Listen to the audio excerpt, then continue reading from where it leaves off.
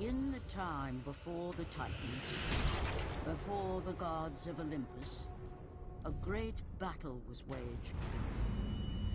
The wrath of the primordials.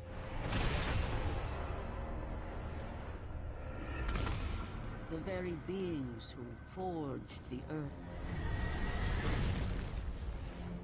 Raged out of control for an eternity.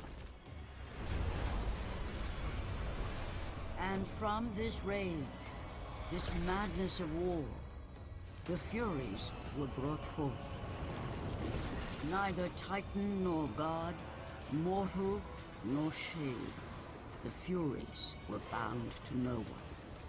For they were the guardians of honor, the enforcers of punishment, the bane of traitors.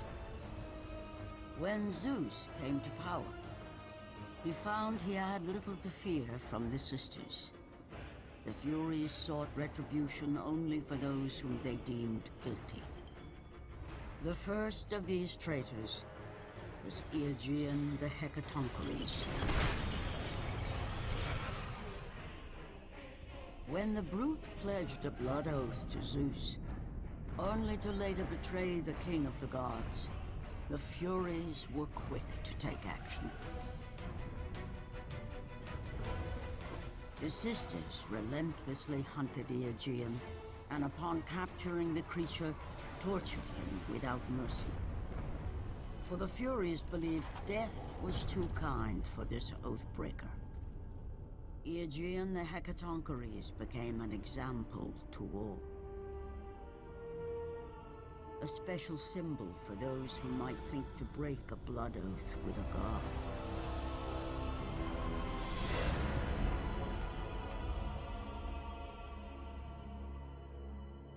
And thanks for joining me. This is a review of God of War Ascension. This is the 5th installment of the series on PlayStation. This is the second on the PS3. The first two came on the PS2, and then 2 on the PSP. To get you going, you're just gonna see some single-player combat here in this review, and stories, ho hum.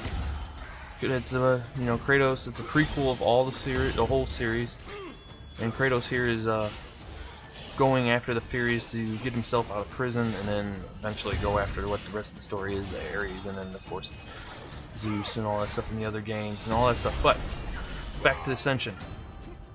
I'm not very good at this game, but it's just combat in this game can be frustrating at times, and one point in this game it's like extremely hard. There's a lot of boss fights and sub-boss fights before the boss fights. Platforming is in this one a lot more than it has been in the past, which is alright. Puzzles are more abundant this time, which is okay, but sometimes you get into the point where you don't know what's going on in the puzzle, and you might have to look it up online or strategy guide. But otherwise, it's an okay game. I mean, it's fun. I don't know. It's got multiplayer this time for the first time. I didn't try it out, but it looks unique and interesting. Multiplayer for this type of game, I wasn't even considering. Weapons-wise, this time around, you don't have many other weapons except for the blades. But you have elementals, which you see I'm playing with the soul ones. I just received the soul, and here you get soul, lightning, fire. How many is that? 1, 2, 3.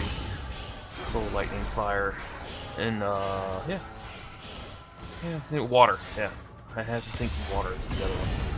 But yeah, this is you run into the same like enemies over and over. I mean, if you're good at parrying and stuff like that and blocking, which I never got into, and here's another one. One of the other weapons you get, well, weapons, but assets where it stops them for a little bit, but it also helps with some of the puzzles that you get into the game after you pick this up too. It's just, it could be a little bit better. And you pull shields off, a couple other issues that were out there. I'm gonna have to give this, like most I see a lot out there, is a 3 out of 5. It's a medium game. If you're really a big fan, I wouldn't spend the 60 on it. I'd go out and just buy, I wouldn't buy it, I would just rent it. $60 is a little bit too much, even with multiplayer, and it looks pretty interesting. The difference got like a capture the flag mode, you know, co-op and mode type deal where you're cooperative and competitive and all that stuff. But like, could be a little bit better.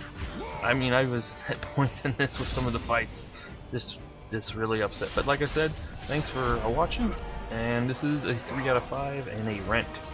In my case, it was a rent from a red box. Thank you.